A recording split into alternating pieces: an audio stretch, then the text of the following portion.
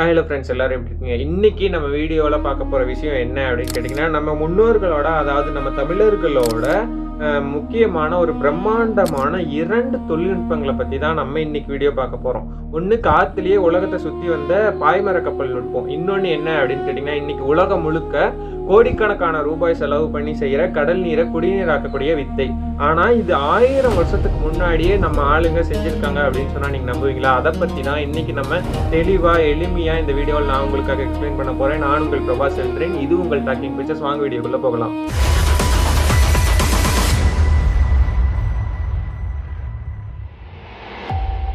So actually இன்னைக்கு இருக்கக்கூடிய current சுச்சுவேஷன்லேருந்து யோசிச்சு பார்த்தா நமக்கு தெரியும். முதல்ல இப்போ இருக்கக்கூடிய இன்னைக்கு நம்மக்கிட்ட ஜிபிஎஸ் இருக்குது, இன்ஜின் இருக்குது, பெரிய பெரிய மிஷின்ஸ் எல்லாம் இருக்குது. ஆனால் இதெல்லாம் எதுவுமே இல்லாத காலத்தில் மரக்கட்டைகளையும் துணிகளையும் வச்சுக்கிட்டு பலாயிரம் கிலோமீட்டர் தள்ளி இருக்கிற இந்தோனேஷியா, மலேசியா, கம்போடியா வரைக்கும் ராஜேந்திர சோழன் எப்படி போனார்? இதுக்கு பின்னாடி இருக்கக்கூடிய சீக்ரெட் டெக்னாலஜி தான் இந்த பாய்மர கப்பல் அப்படின்னு சொல்லலாம்.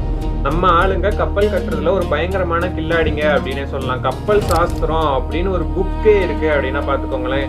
பாய்மர கப்பல் அப்படிங்கிறது ஒரு சாதாரணமான ஒரு துணி கட்டின ஒரு மரம் கிடையாது. அது ஒரு ஏரோடைனமிக் சிஸ்டம் இப்போ இருக்கு இல்லையா, அது மாதிரியான ஒரு மிகப்பெரிய ஒரு அதிசயம் அப்படின்னே சொல்லலாம். இந்த பாய்மரத்தோட கப்பல் அமைப்பு எப்படி இருந்தது அப்படின்னா, காற்று எந்த பக்கம் அடிக்குதோ அந்த பக்கம் மட்டும் கப்பல் போகாது. காற்று எதிர் திசையில் அடிச்சா கூட அந்த பாய்களை ஒரு குறிப்பிட்ட கோணத்துல திருப்பினா கப்பல் முன்னாடி போகும். இதை டேக்கிங் அப்படின்னு சொல்லுவாங்க. இந்த தொழில்நுட்பத்தை தமிழர்கள் பாய்க்கயிறு, அப்புறம் பாய்க்கண் தொழில்நுட்பம் அப்படின்னு சொல்லிட்டு கச்சிதமா செஞ்சு முடிச்சாங்க. அடுத்ததா கப்பலோட கட்டுமானம் எப்படி இருந்துச்சு அப்படின்னா, கடல் தண்ணி இரும்புல பட்டா துருப்பிடிக்கும் இல்லையா, ஆனா தமிழர்கள் தேக்கு மரத்தையும் புன்னை மரத்தையும் வச்சு கப்பல் செஞ்சாங்க. அதுவும் எப்படின்னா, ஆணி அடிக்காம ஒரு மரத்தோட இன்னொரு மரத்தை கோர்த்து, அதாவது தையல் முறை, 7 போர்ட்ஸ் அப்படின்னு சொல்லுவாங்க. அது மூலியமா இந்த கப்பல்களை செஞ்சாங்க. இது கப்பலுக்கு ஒரு விதமான பிளெக்சிபிலிட்டியை கொடுத்துச்சு அப்படின்னு சொல்லலாம். பெரிய அலைகள் வரும்போது கப்பல் உடையாம அப்படியே ஸ்ட்ராங்கா இருக்கும். அதுதான் இந்த 7 போர்ட்ஸோட முக்கியமான தனித்துவமான திறன் அப்படின்னே சொல்லலாம். அந்த வகையில தான் நம்ம தமிழர்கள் இந்த கப்பலோட கட்டுமானத்தை வச்சிருந்தாங்க. இந்த கப்பலை திருப்புறத்துக்கு சுக்கான் அப்படின்னு ஒரு கருவியை கண்டுபிடிச்சதே தமிழர்கள் தான் அப்படின்னு வரலாற்று ஆய்வாளர்கள் சொல்றாங்க. இதுவரைக்கும் துடுப்பு போட்டுட்டு இருந்த உலகத்துக்கு சுக்கான் மூலமா திசையை மாத்துற நுட்பத்தை நம்ம ஆளுங்க தான் கற்றுக் கொடுத்தாங்க அப்படின்னு சொல்லிட்டு வரலாற்று ஆய்வாளர்கள் சொல்றாங்க. இது இன்னைக்கு வரைக்குமே ஒரு கொஸ்டின் மார்க்காக தான். இதை யார் கண்டுபிடிச்சாங்க அப்படிங்கிறது ஒரு சின்ன டவுட்ல தான் இருக்கு. சரி, ஓகே. இப்போ ஒரு முக்கியமான மேட்ருக்கு வருவோம். கடல்ல மாச கணக்குல பயணம் செய்யும் போது குடிக்கிறதுக்கு தண்ணிக்கு எங்க போவாங்க அப்படிங்கிற ஒரு கொஸ்டின் மார்க் வருது இல்லையா. கப்பல்ல எவ்வளவு தண்ணியை சேமிச்சு வைக்க முடியும் அப்படிங்கிற ஒரு கொஸ்டின் மார்க்கும் இருக்கு. இங்கதான் தமிழனோட சயின்டிஸ்ட் மூளை வேலை செஞ்சது அப்படின்னே சொல்லலாம். பழங்கால தமிழ் இலக்கியங்கள்லயும் சில கல்வெட்டுகளையும் இதை பத்தி ஒரு சில குறிப்புகள் இருக்கு அப்படின்னே சொல்லலாம். அவங்க 2 விதமான முறையை பின்பற்றினாங்க அப்படிங்கறத பத்தி ஒரு சின்ன குறிப்புகள்லாம் இருக்கு. அதுல ஒண்ணு என்ன அப்படின்னு கேட்டீங்கன்னா, சூரிய ஒளி முறை அப்படின்னு சொல்லுவாங்க. கடல் தண்ணிய ஒரு அகலமான பாத்திரத்துல ஊற்றி அதுக்கு மேல ஒரு துணியையோ அல்லது ஒரு மூடியையோ வச்சு சூரிய வெப்பத்துல ஆவியாக்கினாங்க. அந்த ஆவி குளிர்ந்து துளிகளா விழும்போது அது ஒரு சுத்தமான குடிநீரா இருக்கும். இதுதான் இன்னைக்கு இருக்கக்கூடிய சோலார் டீசாலினேஷனோட ஒரு முக்கியமான அடிப்படையான ஒரு சூத்திரம் அப்படின்னே சொல்லலாம். இதுல 2வதா இருக்கிறது என்ன அப்படின்னு கேட்டீங்கன்னா, இயற்கை வடிகட்டிகள் அப்படின்னு சொல்லலாம். மணல், அப்புறம் கறிக்கட்டை, அப்புறம் சில வகையான மூலிகைகளை, அதாவது என்ன சொல்லுவாங்க, இந்த தேற்றான் கொட்டைகள் அப்படின்னு ஏதோ ஒன்று சொல்லுவாங்க. அதெல்லாம் பயன்படுத்தி கடல் நீரை வடிகட்டினாங்க. இது மூலமா உப்பை நீக்காட்டியும் அந்த தண்ணியை குடிக்க தகுந்ததா மாறிச்சு. அதாவது அந்த தண்ணியில உப்பு இருக்கும், ஆனா அது இந்த தண்ணி குடிக்க தகுந்த ஒரு தண்ணியா மாறிச்சு. இதுதான் தமிழர்களோட 2 கடல் நீரை குடிநீராக்கும் முறை அப்படின்னு சொல்லிட்டு கல்வெட்டுலயுமே சில குறிப்புகள்லாம் இருக்கு. சரி, ஓகே. இதெல்லாம் ஒரு பக்கம் இருக்கட்டுமே. 1000 வருஷத்துக்கு முன்னாடி நடுக்கடல்ல இருக்கிறப்போ ஒரு சூறாவளி வருது அப்படின்னு சொல்லிட்டு இவங்க எப்படி கண்டுபிடிக்கிறாங்க? ஒரு நாட்டை மொத்தமா கடல் வழியா போய் எப்படி அட்டாக் பண்ணாங்க? இதெல்லாமே ஒரு கொஸ்டின் மார்க்கா இருக்கு இல்லையா. அதை பத்தி தான் நான் இப்போ சொல்ல போறேன். அது என்ன அப்படின்னா, அதுல சோழர்களோட ஒரு மரைன் கமாண்டோ பத்தியும் பார்க்கலாம். சோழர்களோட கடற்படைங்கிறது வெறும் கப்பல்கள் மட்டும் கிடையாது, அது ஒரு மிகப்பெரிய சிஸ்டம். அதுல 3 வகையான முக்கியமான கப்பல் வகைகள் இருந்துச்சு அப்படின்னு சொல்லலாம். அதுல முதலாவது வகை என்ன அப்படின்னா, கப்பல் மிகப்பெரிய கப்பல். இதுல யானை, இந்த போர் வீரர்கள் எல்லாரையுமே ஏற்றிட்டு போகலாம். அதாவது நிறைய பேர் பயணிக்கலாம் அப்படின்னு வச்சுக்கோங்களேன். அந்த மாதிரியான ஒரு பிரம்மாண்ட கப்பல். அடுத்தது 2வது வகை என்ன அப்படின்னு கேட்டீங்கன்னா, அது தோணி. இது எல்லாருக்குமே தெரியும். இந்த தோணி அப்படிங்கிற வகையான கப்பல் என்னவா இருக்கும்னா, வேகமா போறதுக்கு மட்டும்தான் யூஸ் ஆகும். கொஞ்சம் பேர் மட்டும் போகலாம் அந்த தோணியில. இதுல மூணாவதா அவங்க யூஸ் பண்ணது என்ன அப்படின்னு கேட்டீங்கன்னா வல்லம். இது கடற்கரை ஓரத்துல உழவு பார்க்கறதுக்கும் தகவல் பரிமாற்றத்துக்கு இது எல்லாத்துக்குமே யூஸ் பண்ணியிருப்பாங்க அப்படின்னு சொல்றாங்க. ராஜேந்திர சோழன் வந்து ஸ்ரீவிஜயா, அதாவது இன்னைக்கு இருக்கக்கூடிய இந்தோனேசியா மேல போர் தொட்டப்போ ஆயிரக்கணக்கான கப்பல்களை வந்து ஒரே நேர்கோட்டில் அணிவகுக்க வச்சாரு அப்படின்னு சொல்லிட்டு பேக்ல சொல்லிட்டு இருக்காங்க. இன்னைக்கு இருக்கக்கூடிய கரியர் பேட்டில் குரூப் அப்படிங்கிற ஒரு கான்செப்டை வந்து அன்னைக்கே வந்து செஞ்ச பெருமை வந்து சோழர்கள், அதாவது தமிழர்களையே சாரும் அப்படின்னு கூட சொல்லலாம்.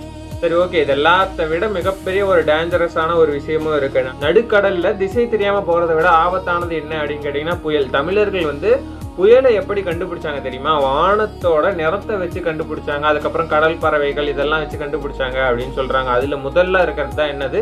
வானத்தோட நிறம். சூரியன் மறையும் போது வானம் எந்த நிறத்துல இருக்குதுங்கிறத வச்சு காத்தோட வேகத்தை வந்து கணிச்சாங்க. செவ்வானம் வந்தா புயல் வரப்போகுது அப்படின்னு சொல்லிட்டு அவங்களுக்கு தெரியும் அப்படின்னு சொல்லிட்டு சொல்றாங்க. இது வந்து எனக்குமே தெரியல, தெரிஞ்ச கீழே வந்து கமெண்ட்ல சொல்லிருங்க. அடுத்தது வந்து என்ன அப்படின்னா கடல் பறவைகள் அப்படின்னு சொல்றாங்க இல்லையா? அந்த கடல் பறவைகள் திடீர்னு கரையை நோக்கி கூட்டமா வந்தாலோ அல்லது அது வந்து பாய்மரத்து மேல அதிகமா தங்குனாலோ புயல் சின்னம் உருவாகுது அப்படின்னு சொல்லிட்டு தமிழர்கள் வந்து இதை வச்சும் கண்டுபிடிச்சாங்க.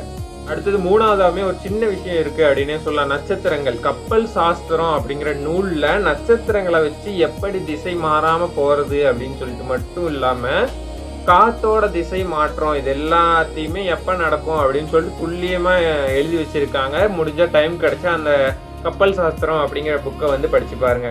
சரி, ஓகே, இப்போ நம்ம கப்பலில் வந்து போயிட்டோம். அந்த கப்பலில் போனால் அவங்க வந்து போர் பண்ணும் இல்லையா? கடல் போரில் கப்பலை மூழ்கடிக்கிறது அப்படிங்கிறது ரொம்ப கஷ்டம். ஆனால் கப்பலை எரிக்கிறது அப்படிங்கிறது ரொம்ப ஈஸி இல்லை. சோழர்கள் வந்து ஒரு விதமான வேதிப்பொருள், அதாவது கெமிக்கல் மிக்சர் எல்லாமே அம்புகளில் தடவி எதிரி கப்பல் மேலே விடுவாங்க. அவங்களோடதும் இதே மாதிரி தானே, மரக்கப்பல் தானே வச்சுருப்பாங்க, அவங்க மேலே விடுவாங்க. இது தண்ணியில் பட்டாலும் அணையாது அப்படின்னு சொல்கிறாங்க. குறிப்பாக எதிரி நாட்டு துறைமுகத்துக்குள்ளே நுழையும் போது அவங்க கோட்டையை தாக்க மாட்டாங்களாமா. அந்த கோட்டையை தாக்காம அவங்க கப்பல்களை வந்து தரைமட்டமாக்குறதுல வந்து தமிழர்கள் கில்லாடிங்க அப்படின்னே சொல்றாங்க. இதனாலதான் கடாரம், அதாவது இப்ப இருக்கக்கூடிய மலேசியா வரைக்குமே நம்ம கொடி வந்து பறந்துச்சு அப்படின்னு சொல்றாங்க. இப்பதான் நான் ஒரு முக்கியமான ஷாக்கிங்கான விஷயத்தையும் சொல்ல போறேன். அது என்ன அப்படின்னு கேட்டீங்கன்னா தமிழனோட கலங்கரை விளக்கம். இன்னைக்கு நம்ம பார்க்கக்கூடிய மாடர்ன் கலங்கரை விளக்கத்துக்கு முன்னாடி நம்ம ஆளுங்க தான் கடற்கரை ஓரத்துல பெரிய தூண்களை எழுப்பி அதுல நெருப்பு மூட்டி வச்சாங்க அப்படின்னு சொல்றாங்க. இதுக்கு கலங்கரை விளக்கம் அப்படின்னு பேர் வச்சதாகவும் சொல்றாங்க. அதாவது களம்னா கப்பல், அறைனா வந்து கூப்பிடுறது, கப்பலை வான்னு கூப்பிடுற வெளிச்சம் தான் கலங்கரை விளக்கம் அப்படின்னு சொல்லிட்டு அதுக்கு ஏத்த மாதிரி சரியான ஒரு பேரையுமே வச்சு இந்த கலங்கரை விளக்கத்தை முறையாகவும் பயன்படுத்திட்டு வந்திருக்காங்க நம்ம தமிழர்கள். ஸோ ஃப்ரெண்ட்ஸ், நம்ம ஏதோ ஒரு சாதாரணமானவங்கலாம் கிடையாது. திரைக்கடல் ஓடியும் திரவியம் தேடு அப்படின்னு சொல்லிட்டு சும்மாலாம் எந்த தமிழர்களும் சொல்லிட முடியாது. யாராலையுமே அந்த இதெல்லாம் கொடுத்துட முடியாது. உலகமே கரையை விட்டு வெளியே வர பயந்த அந்த காலத்துல கடலையே ஒரு தேசிய நெடுஞ்சாலையா மாத்தினவங்க தமிழர்கள். ஆனா இன்னைக்கு நம்ம கிட்ட இந்த தொழில்நுட்பங்கள் எதுவும் இல்லாம இருக்கலாம். ஆனா அந்த இன்னோவேஷன் செய்யக்கூடிய அறிவு வந்து நம்ம தமிழர்கள் கிட்ட இருக்கு அப்படின்னே சொல்லி ஆகணும். நம்ம கிட்ட இருந்த இந்த தொழில்நுட்ப அறிவு ஏன் மறைஞ்சு போச்சு, நம்ம ஏன் இதை வந்து பாட புத்தகத்துல வந்து இம்ப்ளிமெண்ட் பண்ணாம இருக்கோம் அப்படிங்கிறது தான் இன்னைக்கு நம்ம கேட்க வேண்டிய ஒரு முக்கியமான கொஸ்டினாவுமே இருக்கு. ஸோ ஃப்ரெண்ட்ஸ், தமிழர்களோட இந்த மாபெரும் வெற்றி வந்து உங்களுக்கு பெருமையாக இருந்துச்சு அப்படின்னா இந்த வீடியோக்குள்ள ஒரு லைக் கொடுங்க. அதுவும் இல்லாமல் உங்களுக்கு ஏதாவது டவுட்ஸ் இருந்துச்சுனாலோ இல்லை தமிழர்களோட தொழில்நுட்பம் பற்றின ஒரு டவுட் இருந்துச்சுனாலோ இல்லை இந்த கடல் தண்ணீரை வந்து குடிநீராக்கக்கூடிய இந்த தமிழர்களோட தொழில்நுட்பத்தில் டவுட் இருந்துச்சுனாலோ கீழே வந்து கமெண்ட் செக்ஷனில் வந்து கமெண்ட் பண்ணுங்கள். நான் உங்களுக்கான தெளிவான ஒரு எக்ஸ்பிளனேஷனை கொடுக்குறேன். அதுக்கப்புறம் அடுத்த ஒரு முக்கியமான இன்ட்ரெஸ்டிங்கான வீடியோலையோ அல்லது ஜியோ பாலிட்டிக்ஸ் வீடியோலையோ நான் வந்து உங்களை சந்திக்கிறேன். அது வரைக்கும் signing off your Prabhas Ravindran. இது உங்கள் டாக்கிங் பிக்சர்ஸ். நன்றி.